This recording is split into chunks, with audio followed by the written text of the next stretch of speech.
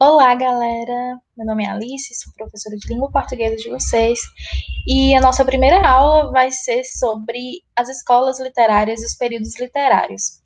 Bem, desde o primeiro ano do ensino médio, vocês estudam gramática e literatura, né?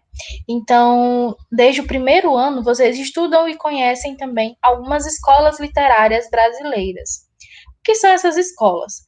A gente sabe que todo texto literário ele foi escrito em um determinado período, em uma determinada época.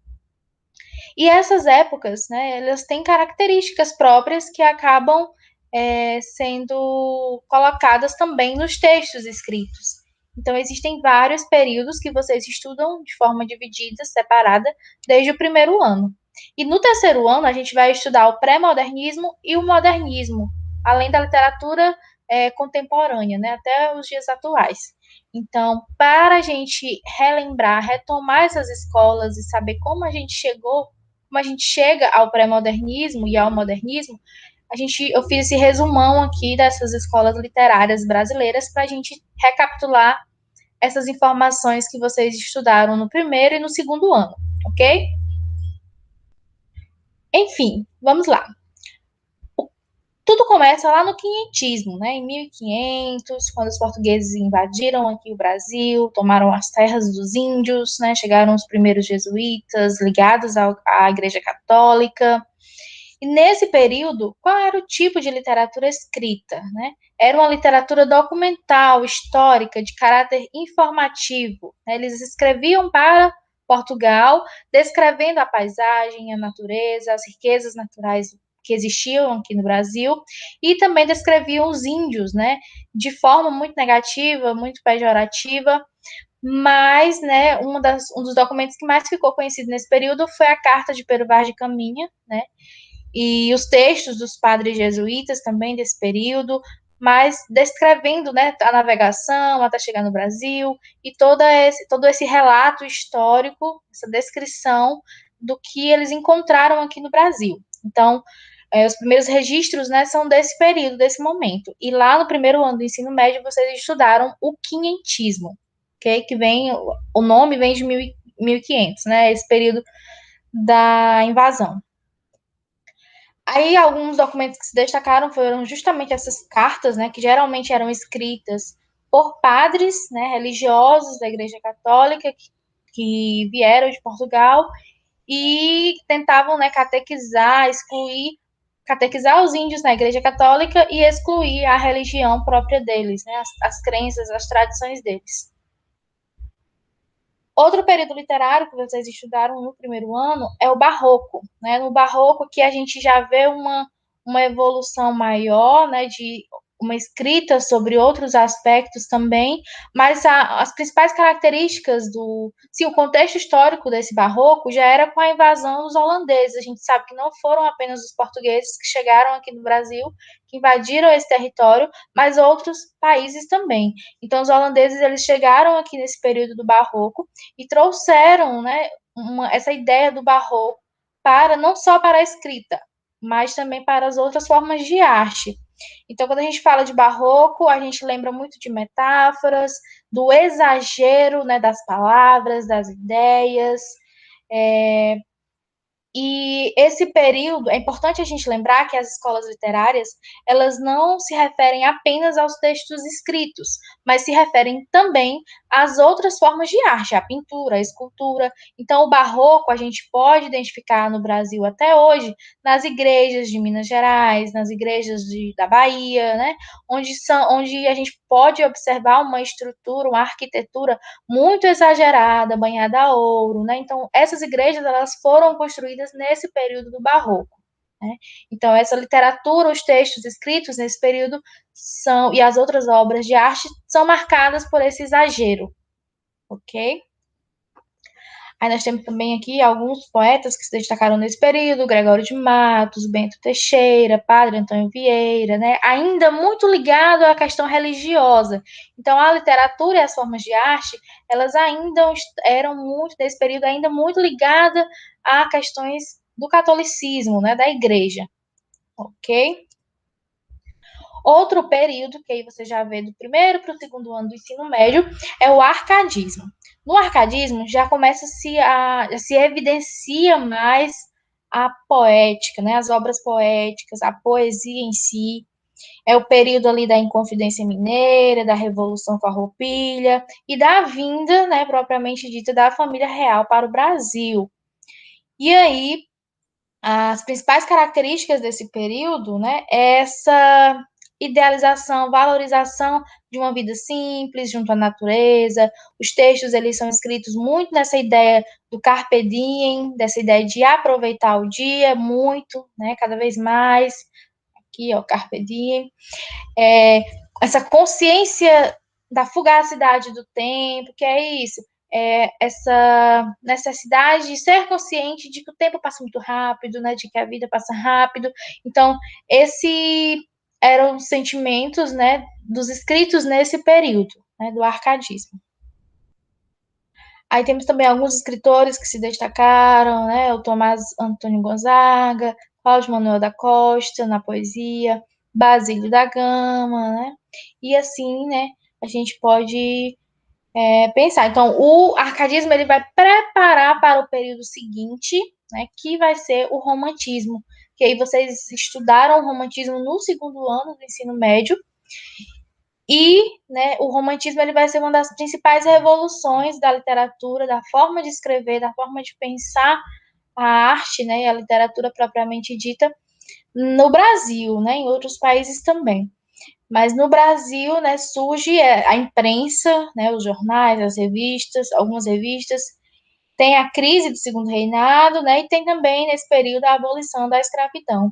Então, no romantismo, o romantismo vai ser um período muito longo, muito complexo também, vão ter várias fases, e aí a gente precisa compreender, né, rapidamente essas fases. Mas aí o romantismo ele é marcado de uma forma geral por esse predomínio da emoção, né, do sentimento, a idealização da mulher, o nacionalismo, a religião ainda é muito forte, o amor platônico, né, aquele não correspondido, e uma série de outras coisas. O romantismo ele pode ser dividido, né, em três gerações. Primeira geração, a mais indianista e nacionalista, aquela ideia, né, do Gonçalves Dias, do próprio José de Alencar, né, com a Iracema, de conceber, né, de entender a realidade brasileira, o nacionalismo brasileiro, como essa retomando, né, o indianismo, retomando as origens, né, do povo brasileiro, que é o povo indígena. Mas ainda colocando de uma forma muito romântica, né, nessa relação com o português. A segunda geração romântica, ela traz mais um pessimismo, né, um mal do século, uma visão mais, textos mais individualistas, fala muito de morte, né, na poesia principalmente. E a terceira geração romântica já traz principalmente, né, a crítica social sobre a abolição, sobre a república, né? Então a gente vai perceber aí um movimento muito de discutir as questões raciais, né, por conta do período da abolição, navio negreiro, né, com Castro Alves. Então existem vários poetas que a gente pode destacar nesse período, ok? Depois disso, vem três movimentos aí que estão muito interligados, né? Depois do romantismo, vem o realismo, naturalismo e parnasianismo, que na verdade estão juntos, né? Muito interligados. Então, o realismo ele vai acontecer ali no contexto da proclamação da República, né? Da Primeira República, e o realismo, ele vai. Um dos livros, né, mais importantes do romance desse período é o Memórias Póstumas de Brás Cubas, Machado de Assis, um livro clássico da literatura brasileira, né, que vai discutir essas questões sociais muito fortes, né, uma crítica à burguesia, critica o adultério, vai criticar a igreja também, né, e vai analisar muito, vai mostrar personagens, né, nas histórias, nos romances, personagens mais complexos, né, mostrando essa análise psicológica e tudo mais, né, desses personagens. Então, o realismo ele traz essa complexidade nas obras, principalmente nos romances. O naturalismo, né, traz aí como exemplo o Mulato, o livro O Mulato Romance, do Aloysio de Azevedo, ele vai ser um desdobramento, né, tá muito interligado aí com o realismo, mas eles vão retratar muito, de uma forma muito forte, as pessoas marginalizadas da sociedade, né, como se o determinismo, né? Como se, por exemplo, a pessoa pobre nasceu pobre, então ela vai ser provavelmente pobre até o final da sua vida, né? Ou ela vai ser violenta, enfim, nasceu num ambiente violento, então ela tende a ser violenta. Então, o naturalismo ele vai falar sobre isso, né? E as pessoas também, os personagens vão ser muito com, comparadas, né, aos animais também. O parnasianismo, né? A gente vê ali um como se fosse o contemporâneo do realismo, né? A gente vê algumas características, principalmente na poesia, né? A maior preocupação vai ser com o fazer poético, eles vão pensar arte pela arte, né? Por que que a gente escreve? Vamos escrever assim, né? Vamos falar sobre o ato de escrever, sobre como a gente cria, né, poesia.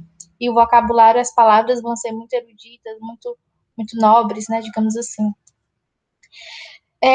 O último conteúdo do segundo ano é o simbolismo, né? Não sei se todo mundo conseguiu ver, mas o simbolismo a gente traz, né, o marco desse período, né, foi a fundação da Academia Brasileira de Letras. O principal autor, né, desse período, poeta, foi o Cruz de Souza, né? Ele enfrentou preconceito racial, né? Morreu, morreu de tuberculose, morreu na miséria, provavelmente dito, mas deixou sua poesia, né? E o simbolismo, ele vai desmistificar, né, aquela ideia da poesia bonitinha, né? Ele vai mostrar uma poesia mais social e vai trazer outros elementos, né? A musicalidade, o sensualismo, a dor, a revolta, né? Mostrando que a poesia também pode abordar assuntos sérios, né? Polêmicos. E aí, finalmente, nós chegamos no pré-modernismo, que é o que a gente vai começar a estudar na nossa aula, né, nas nossas primeiras aulas desse ano letivo, na disciplina de língua portuguesa. Pré-modernismo, como o próprio nome diz, não é exatamente, né, o modernismo, é o início aí, então ele não é considerado exatamente uma escola, mas é o início da escola literária chamada modernismo. Né? Então o modernismo ele vai ser bem complexo, a gente vai estudar gerações, né, como se fosse lá no romantismo, né, tem as gerações por anos, por épocas, aliás, e aí a gente vai vendo, né, alguns aspectos, né, mas eu vou destacar aqui algumas características, né, principais. O que marca o início do pré-modernismo é a Semana de Arte Moderna, né? Então, a Semana de Arte Moderna revolucionou questão estética, né, dos escritores, revolucionou as temáticas, revolucionou a forma deles escreverem em vários sentidos, né? E aí, algumas características do pré-modernismo é justamente a ruptura do academicismo, daquela linguagem muito formal, né? Eles vão usar uma linguagem mais simples, mais popular. Temos também uma exposição maior da realidade brasileira, muito crítica, questões regionalistas, aí entra escritores como Raquel de Queiroz, Graciliano Ramos, né? Vão discutir as questões do sertanejo, do caipira, do mulato, da mulher, né? E vão falar muito sobre temas polêmicos, históricos, né, sociais, né? Então, esse modernismo já entra, pré-modernismo já rompe, né, com o clássico, com o tradicional, que fugia um pouco dessas questões mais sociais.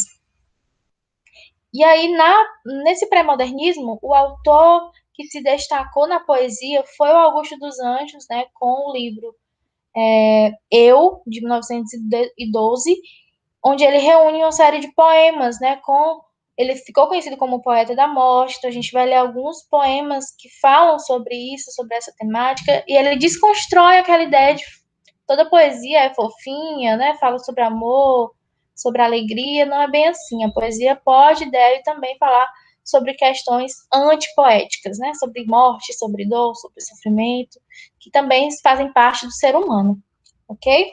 Então, na nossa aula do MIT, a gente vai ver, nós vamos corrigir a nossa avaliação diagnóstica e vamos nos aprofundar mais no Augusto dos Anjos, no poeta Augusto dos Anjos, sua poesia, e já vamos entrar, né, em outros escritores também da prosa.